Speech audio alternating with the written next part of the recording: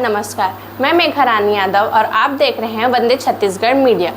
आइए उन खबरों पर नजर दौड़ाते हैं जो प्रदेश में बटोर रही हैं सुर्खियां। केंद्रीय मंत्री श्री गिरिराज सिंह ने रेशम उत्पादन बढ़ाने पर विशेष बल देते हुए विभागीय अधिकारियों को प्रभावी कार्य योजना तैयार करने के निर्देश दिए। उन्होंने कहा कि हथकरघा बुनकरों, शिल्पियों एवं कारीगरों को डिजाइन विकास संबंधी नियमित प्रशिक्षण प्रदान किया जाए ताकि उनके उत्पादों की गुणवत्ता और बाजार में प्रतिस्पर्धात्मक क्षमता बढ़े तथा उनकी आय में वृद्धि सुनिश्चित हो सके। बैठक में खादी, ग्राम उद्योग, हथकरघा, हस्तशिल्प एवं रेशम क्षेत्र के समग्र विकास, रोजगार सृजन और ग्रामीण अर्थव्यवस्था को सुदृढ़ बनाने के विभिन्न उपायों पर विस्तृत चर्चा की जाए।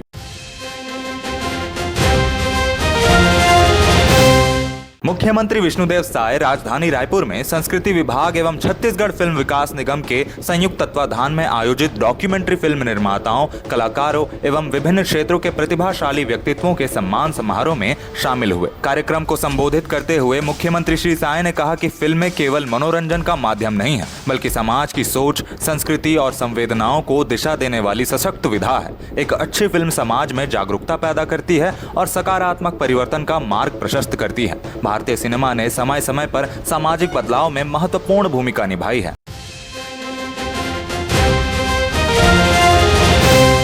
नेशनल टेस्टिंग एजेंसी एनटीए यह पक्का करने के लिए प्रतिबद्ध है कि नीट यूजी 2026 परीक्षा निष्पक्ष, सुरक्षित और उम्मीदवारों की जरूरतों को ध्यान में रखते हुए आयोजित की जाए। इसी कोशिश के तहत 21 जून 2026 को होने वाली नीट यूजी 2026 परीक्षा के लिए उम्मीदवारों के अनुकूल कुछ बदलाव किए गए हैं। पिछले कुछ सालों में उम्मीदवारों से मिले फीडबैक के आधार पर परीक्षा का समय बढ़ाकर 195 मिनट कर दिया गया है और यह दोपहर 2 बजे से शाम 5 बजे तक होगी। इसमें परीक्षा की जरूरी औपचारिकताओं जैसे अटेंडेंस शीट पर साइन करना और निगरानी से जुड़ी अन्य प्रक्रियाओं में लगने वाला समय भी शामिल है।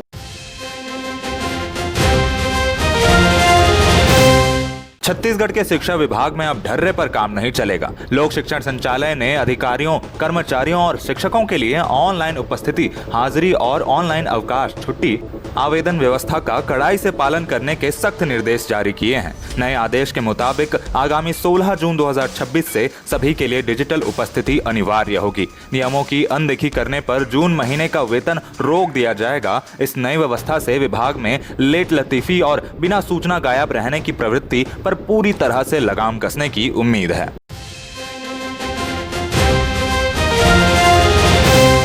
छत्तीसगढ़ के सरकारी और निजी स्कूलों में अब बच्चों को पढ़ाई के साथ साथ नैतिक मूल्यों, राष्ट्र चेतना और भारतीय संस्कृति से गहराई से जोड़ा जाएगा। स्कूल शिक्षा विभाग ने नवीन शिक्षा सत्र 2026-27 से प्रदेश की सभी शालाओं में राष्ट्रगान, राष्ट्रगीत, राज्य गीत, साहित्य सहित विभिन्न सांस्कृतिक और शैक्षणिक गतिविधियों के नियमित व अनिवार्य संचालन के कड़े निर्देश जारी किए गए हैं।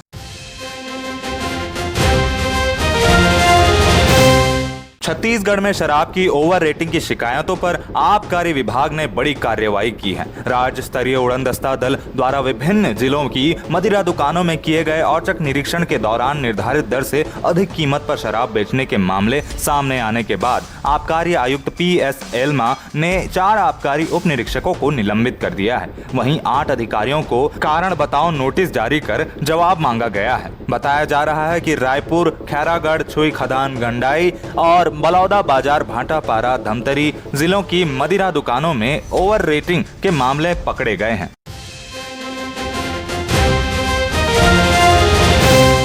खाद्य विभाग ने आधा दर्जन खाद्य अधिकारियों के तबादले किए हैं। जारी आदेश अनुसार आशीष चतुर्वेदी जशपुर से महासामुंद, अरुण मेश्राम राजनंद गांव से जशपुर, शिवेंद्र कामठे सरगुजा से संचालनालय, देवेंद्र बग्गा AFO संचालनालय से प्रभारी खाद्य अधिकारी KCG, Jatin Dewangan AFO MCB से बस्तर, सुरेश साहू दुर्ग से दांतेवाड़ा भेजा गया है। इसी तरह से कामठे की जगह AFO चित्रकांत ध्रुव को प्रभारी खाद्य अधिकारी सरगुजा बनाया गया है।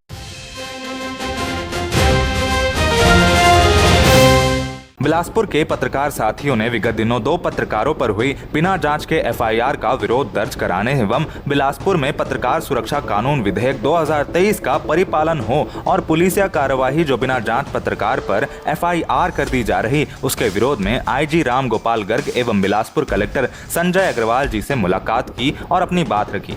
पत्रकारों ने अपनी बात रखते हुए दोनों अधिकारियों को ज्ञापन सौंपा। ज्ञापन में कहा कि बिलासपुर जिले में हाल ही में पत्रकारों के विरुद्ध की गई पुलिस कार्रवाई से पत्रकार समुदाय में गहरा असंतोष, भय एवं असुरक्षा का वातावरण निर्मित हो गया है।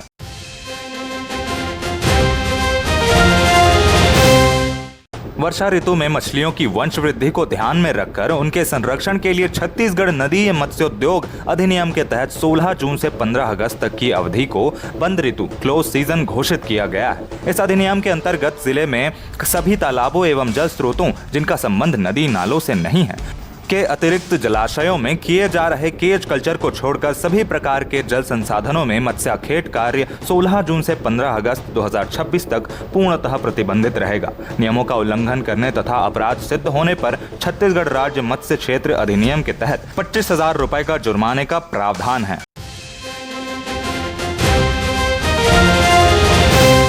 मेडिकल कॉलेज के पीछे एक ताल रोड पर युवकों द्वारा खतरनाक बाइक स्टंट किए जाने के मामले में रायगढ़ पुलिस ने सख्त कार्रवाई की है। सोशल मीडिया पर वायरल हो रहे स्टंट वीडियो का संज्ञान लेते हुए वरिष्ठ पुलिस अधीक्षक एसएसपी शशि मोहन सिंह ने तत्काल कार्रवाई के निर्देश दिए, जिसके बाद पुलिस ने 5 युवकों को पकड़कर उनके खिलाफ मोटर व्हीकल एक्ट के तहत चालानी कार्रवाई की। पकड़े गए युवकों के खिलाफ मोटर व्हीकल एक्ट के तहत चालानी कार्रवाई की गई। साथ ही भविष्य में ऐसी घटनाओं की पुनरावृत्ति रोकने के लिए संबंधित मार्ग पर कंसर्टीना कोयला लगाने की तैयारी की जा रही है।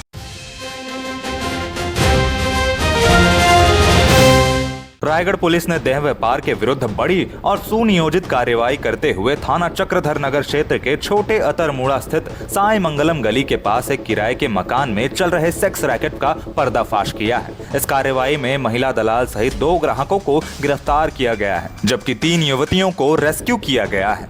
महिला पुलिस स्टाफ द्वारा तलाशी एवं कार्रवाई की गई। इस मामले में थाना चक्रधर नगर में अपराध क्रमांक 300/2026 के तहत धारा 3, 4 एवं 5 अनैतिक व्यापार निवारण अधिनियम 1956 में प्रकरण दर्ज कर आगे की विवेचना जारी है।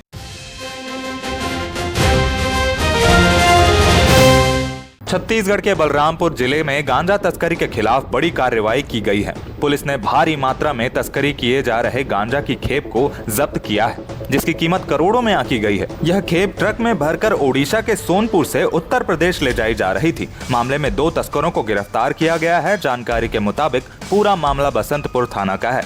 शुरुआती जांच में गांजा तस्करी के खिलाफ अब तक की यह सबसे बड़ी कार्रवाई मानी जा रही है। बलराम पुलिस ने गांजा तस्करों के खिलाफ एनडीपीएस एक्ट के तहत कार्रवाई की गई है।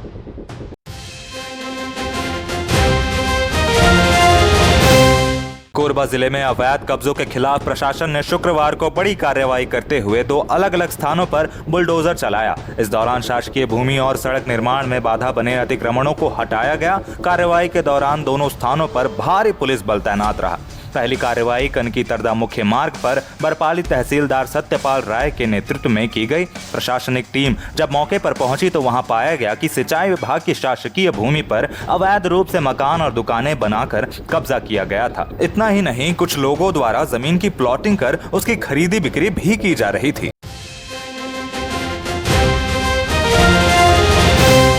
6 से 7 जून की रात बुधवारी बाईपास मार्ग में बोलेरो से कुचलकर पुलिस विभाग कोरबा में पदस्थ सहायक उप निरीक्षक राम नारायण रात्रे के युवा और इकलौते पुत्र चंद्रमणि उर्फ दादू की हत्या का प्रयास किया गया। गंभीर रूप से घायल चंद्रमणि ने उपचार के दौरान अस्पताल में ही दम तोड़ दिया। घटना के 6वें दिन चंद्रमणि की रामकृष्ण केयर हॉस्पिटल रायपुर में मौत हो जाने से परिजनों सहित सामाजिक जनों में आक्रोश मिश्रित शोक की लहर दौड़ पड़ी है। आक्रोश इस बात का भी है कि अभी तक एक भी हमलावर अधिकृत पुष्ट तौर पर पकड़ा नहीं जा सका है। छत्तीसगढ़ में पिछले 30 घंटे के भीतर हाथी के हमले में 4 लोगों की मौत हो गई। बलरामपुर में मंगलवार सुबह जंगल जा रहे पति पत्नी को हाथी ने कुचलकर मार डाला। इस घटना के बाद वन विभाग ने निगरानी बढ़ा दी है। घटना राजपुर वन परिक्षेत्र की है। कोरिया में गुरु घासीदास तमोर पिंगला टाइगर रिजर्व इलाके में रविवार देर रात दंतैल हाथी ने सड़क निर्माण में लगे 2 मजदूरों पर हमला कर उन्हें भी मार डाला। दोनों मजदूर रात को सड़क किनारे सो रहे थे। घटना सोनहत वन परिक्षेत्र की है।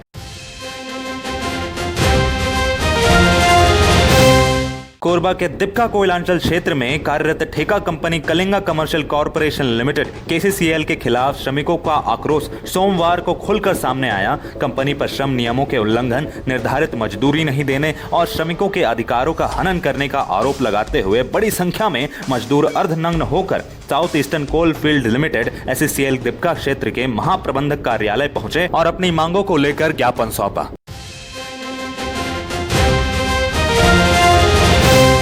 शहर में अपराधियों के हौसले बुलंद हैं। देर रात 2 अज्ञात युवकों ने ट्रांसपोर्टर आशीष सिंह चौहान की 4 पहिया वाहन में आग लगा दी। घटना के बाद इलाके में दहशत का माहौल है। बताया जा रहा है कि देर रात 2 युवक ट्रांसपोर्टर आशीष सिंह चौहान के घर के सामने पहुंचे। उन्होंने कार पर पेट्रोल छिड़का और आग लगाकर फरार हो गए। देखते ही देखते कार धूं कर जलने लगी। आसपास के लोगों ने आग बुझाने की कोशिश की, लेकिन तब तक कार पूरी तरह जल चुकी थी।